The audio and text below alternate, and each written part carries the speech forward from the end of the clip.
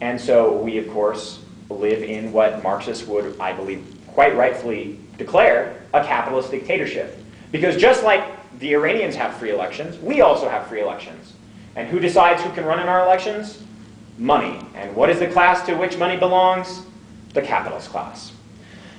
An alternative example to both of these, of course, would be Cuba. In Cuba, everyone elects local neighborhood officials, and through these local neighborhood officials, they then elect every other office. Now, it's important to note all parties, and that's including the Communist Party, are unable to publicly campaign. And they must win elections through word-of-mouth campaigns and support of their neighbors. And so, again, these neighborhood representatives elect either directly or indirectly every level above them. They elect, I believe, it's the Constitutive Assembly or the Assembly of the Revolution, and then that assembly elects the president and the speaker, who would be, in this case, Raul Castro. So, in any case, they lack freedom of speech that we have. I mean, if you have any questions about that, just look at the recent Supreme Court ruling. It's not a distortion for the Supreme Court to rule that, as a matter of fact, money is freedom of speech, and that corporations should have unlimited freedom of speech, right? This makes perfect sense because who ultimately decides? It's a capitalist dictatorship. And it's not hyperbole to say, right, that in Cuba, where you have essentially a lack of ability of freedom to campaign in a certain way. You have to do it completely word of mouth. You're unable to spend money. This serves as a dictatorship against the capitalists and in favor of the workers. And the dictatorship of the workers of Cuba, again, completely undercuts any capitalists who would want to use money to alter things, which is a restriction of that capitalist's freedom.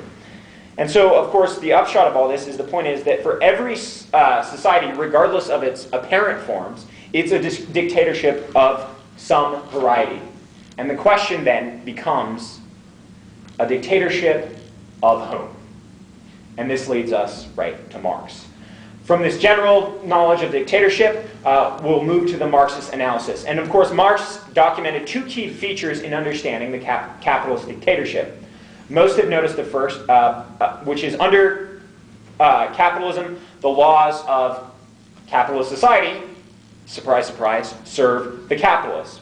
He points this out in the 18th of Brumaire in a discussion of the French Constitution in the mid-19th century. He said, "The Constitution, therefore, constantly refers to future organic laws which are to put into effect those marginal notes and regulate the enjoyment of these unrestricted liberties in such a manner that they will collide neither with one another or with public safety."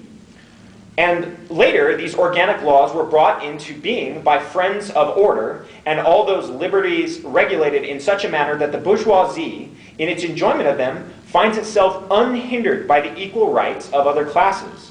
Where it forbids these liberties entirely to, quote, the others, or permits enjoyment of them under the condition that they are so many police traps.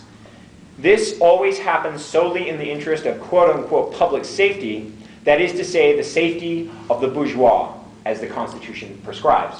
And you'll notice, again, we see this most clearly with George W. Bush recently, but you can find it in every law. Any law that would pass, he would write in a signing statement. And it's the signing statements that are the real essence of the law, it's the marginal notes. It's the apparently unintended consequences that secure the capitalist position in our society.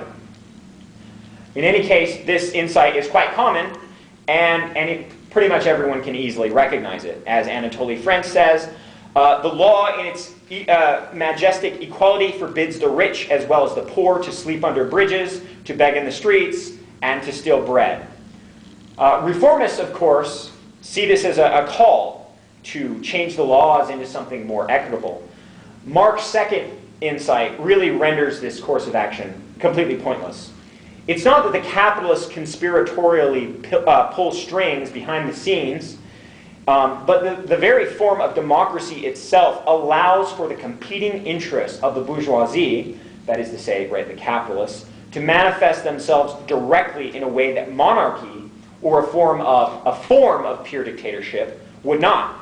Once again, the 18th of Brumaire, he states, they do their real business as the party of order. That was one of the French parties for the restoration of order, which meant the king. But he said, they do their real business in the party of order, that is, under a social, not a political title, as representatives of the bourgeois world order, not as knights of errant princesses, as the bourgeois class against other classes, not as royalists against republicans. And as the party of order, they exercise more unrestricted and sterner domination over other classes in society than previously under any other form, or previously under the Restoration or the July Monarchy, a domination which in general was possible only under the form of a parliamentary republic. For only under this form could the two great divisions of the French bourgeoisie unite, and thus put their rule as a class of, instead of the regime of a privileged faction of it, to make it the order of the day. So again, we should understand the completing political parties not as right-wing or left-wing, not as big government or small government, but rather as competing factions of one capitalist agenda against another capitalist agenda. If George W. Bush invades Iraq, he does so under the capitalist agenda that it will bring money to the capitalists as a class. If Barack Obama wants to withdraw from Iraq, he does it not out of any humanitarian sentiments, but because he and the Democrats believe that pulling out of Iraq will entail more profits for the bourgeois, the capitalists, as a class.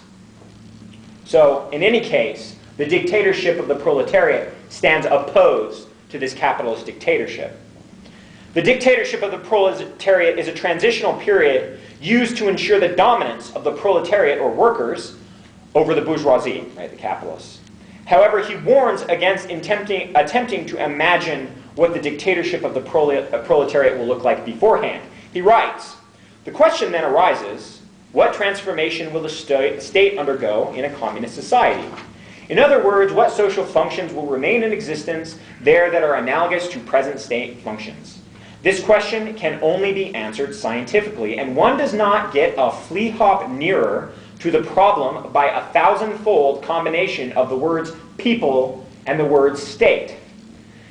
Between capitalist and communist society, there lies a period of revolutionary transformation of the one into the other.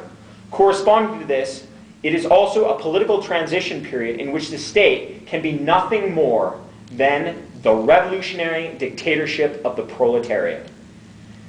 This advocates the general form of the dictatorship of the proletariat, but the specific form that it would necessarily take would come later through the experiences of revolutionary history. Lenin, of course, added to the theory and practice of the dictatorship of the proletariat through the recognition of its suppressive nature and his call for its withering. And the withering will be more dealt with at the end of the lecture. Lenin rejects the liberal notion that the state helps mediate conflicts. He writes, according to Marx, the state is an organ of class rule, an organ for the oppression of one class by another. It is the creation of, quote, order, which legislates and perpetuates this oppression by moderating the conflict between classes. In the opinion of every petty bourgeois politician, however, order means the reconciliation of classes and not the oppression of one class by another. To alleviate the conflict means reconciling the classes, not to deprive the oppressed classes of definite means and methods of struggle to overthrow the oppressors. The dictatorship of the proletariat then entails replacing the bourgeois or capitalist forms of suppression of the workers with proletarian or worker forms of suppression of the capitalists. Lenin spells out explicitly what this would mean.